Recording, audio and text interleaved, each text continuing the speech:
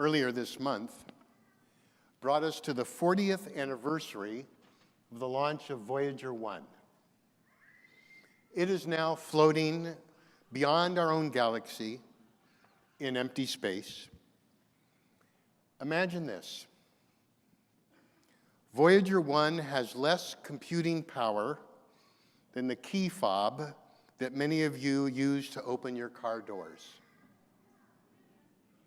Think about how far human knowledge has come in the last 40 years. This summer also brought us Charlottesville, which reminded us that during the last 40 years, we apparently haven't learned anything about getting along with one another. This is the 11th Rosh Hashanah that I've had the privilege of welcoming with you. I have been very careful with the words that I speak on this pulpit. I have taken to heart the request of a beloved member of our community, one of the first to come meet me after I began at Beth Israel. And this is what he said to me. When you give liberal sermons, for as a Reform rabbi, he assumed that that's what I would be doing. When you give liberal sermons, please don't imply that if one disagrees with you, one is wrong, a bad person, or a bad Jew. I care deeply about that advice. If I have felt the need to speak out on something, I have tried to do so with modesty, so that I could invite you to disagree with me, but at least hear my words. What I've wanted was what a mother of a friend of mine wanted from her kids. If you won't listen to me, she would say, at least hear me out. Today I'm asking you to hear me out. I hope you will feel that my words are sincere, based in Jewish values, and humble. I'm compelled by the teaching of the great Orthodox Rabbi Israel Salanter, who said, a rabbi whose community does not agree with him is no rabbi. And a rabbi who fears his community is not a mensch. So some will disagree with me, but I think most of us know that something serious is going on in our land. We feel it in our kiskis, in our guts. Something's wrong. The Talmud teaches, if you see wrongdoing by a member of your household and do not protest, you are held accountable. And so it is in relation to the members of your city, and so it is in relation to the world. The Talmud is telling you that you are accountable for the behavior of others. Judaism doesn't let you off the hook.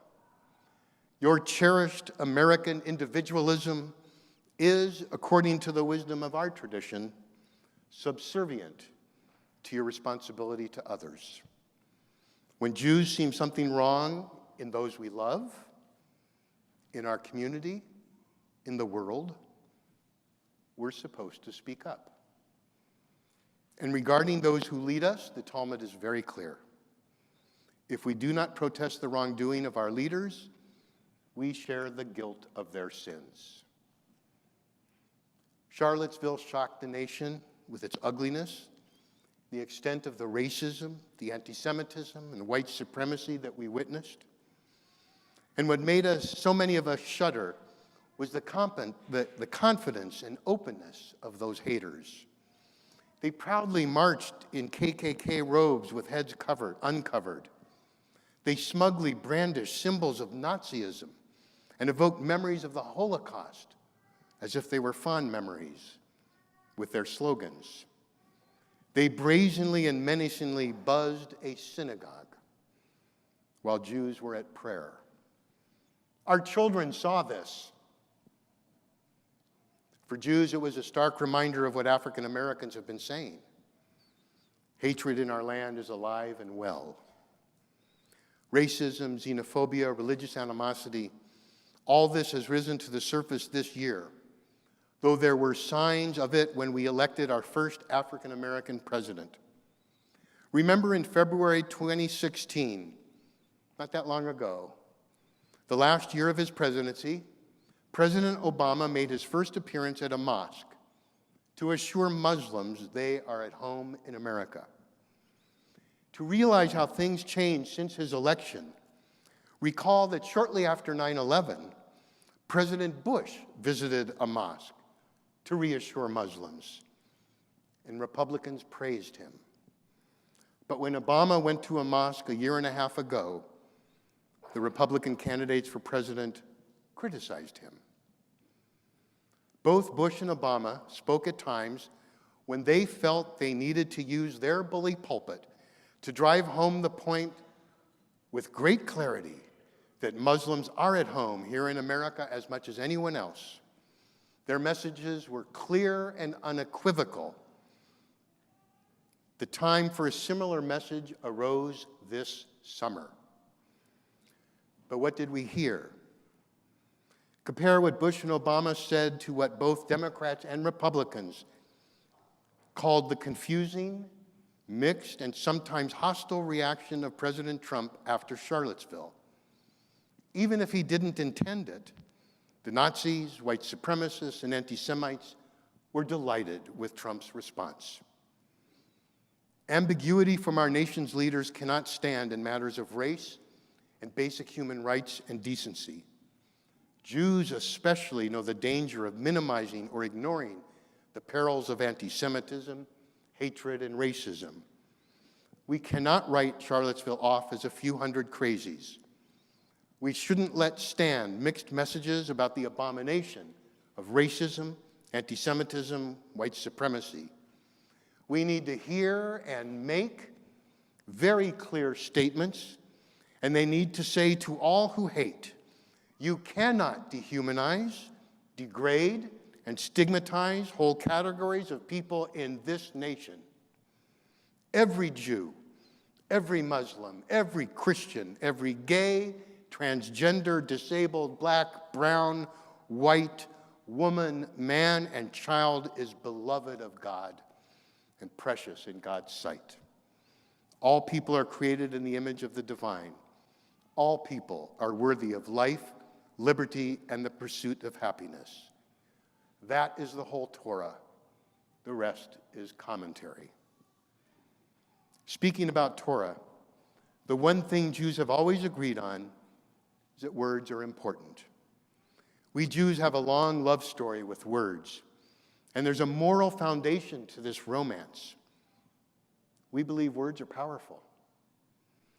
Nothing captures that attitude towards words better than the rabbinic saying, Baruch she'amar v'haya ha'olam. Blessed is the one who with words created the world.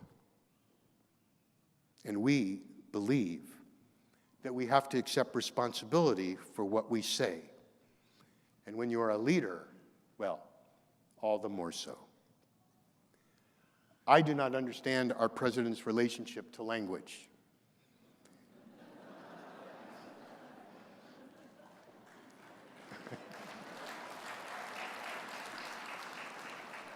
It confuses me when Trump says something and then others have to come out and clarify that we shouldn't interpret his words according to what those words mean.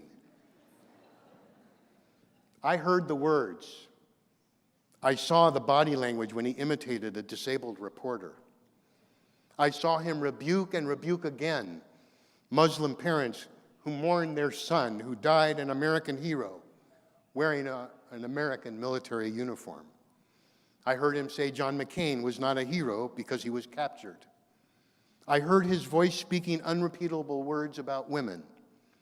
With my own ears, I heard him equate Nazis with their protesters. One writer, a child of Holocaust survivors, described his equivocation this way: when presented with an obvious opportunity to condemn the evil that was and is Nazism, he first waited, then equivocated, then relativized. He spoke of very fine people on both sides. In a few days on Yom Kippur, we will confess our sins over and over and over again. If you're unsure of my raising the use of words to such a lofty moral level, count the number of sins to which we will confess that are about the words we speak or the ones we don't speak. So it's not just irresponsibility with the use of words that concerns me, but the impact of those words lingering out there in our society and in cyberspace. We are supposed to know that there are consequences to the words we speak, especially when you are the world's most powerful human being.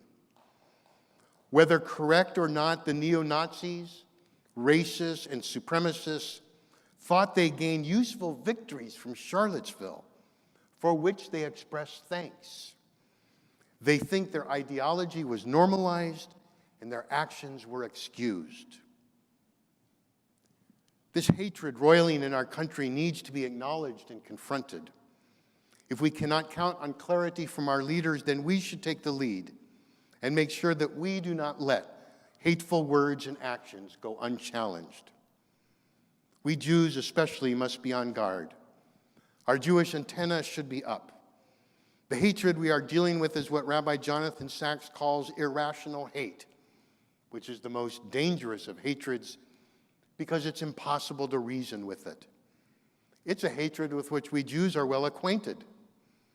Sachs says with irrational hatred, all one can do is remember and not forget, be constantly vigilant, and fight it whenever and wherever it appears.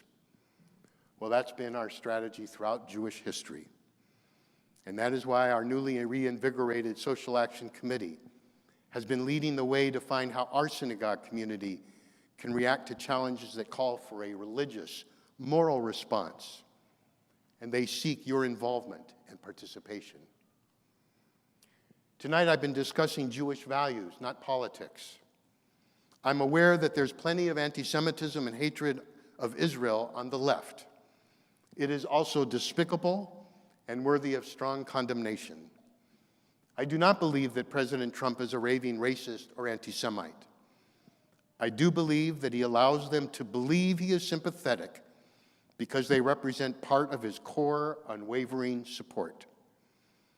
As a Jew and a rabbi, I object to allowing such political thinking to minimize or dismiss a moral problem which threatens the nature of America and the safety of Jews, Muslims, and non-whites.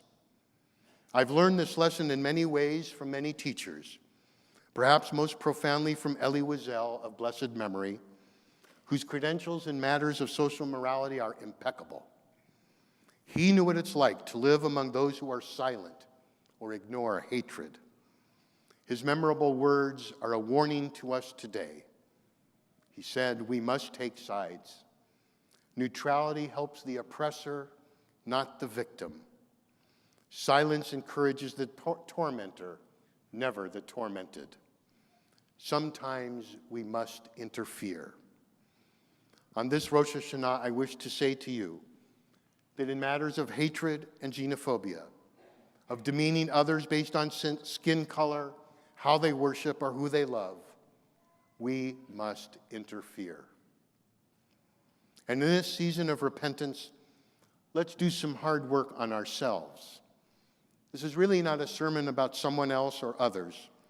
It's about each of us. It's Rosh Hashanah. We're supposed to look at the world God gave us and renew our love and commitment to its well-being. But we're also to look inward and be honest with ourselves about our own lives. So today, let us do the hard work of ridding ourselves of any traces of irrational hatred of others. And if you look hard enough, you'll find it. And realize that in our world, we must love others as ourselves and respect the differences among people that God, in his wisdom, created. The last word goes to a Jew who happens to be politically a very right-wing Jew, the president of the state of Israel, Reuven Rivlin, who visited a first-grade class on opening day of the school year, and he told the children that Rosh Hashanah is a time for soul-searching. He said, "One of the first things we learn as citizens of the world and as Jews is," and I'm sure he said, "Ve'ahavta l'reacha kamocha," love your neighbor as yourself. This is true even when we don't love each other, he said. Even when we don't love each other. But we still have to respect each other. In spite of our differences of opinions, we are all one society. I hope that we will all learn and understand that loving your neighbor is a necessity. Ken Yehi Ratzon. May this be God's will.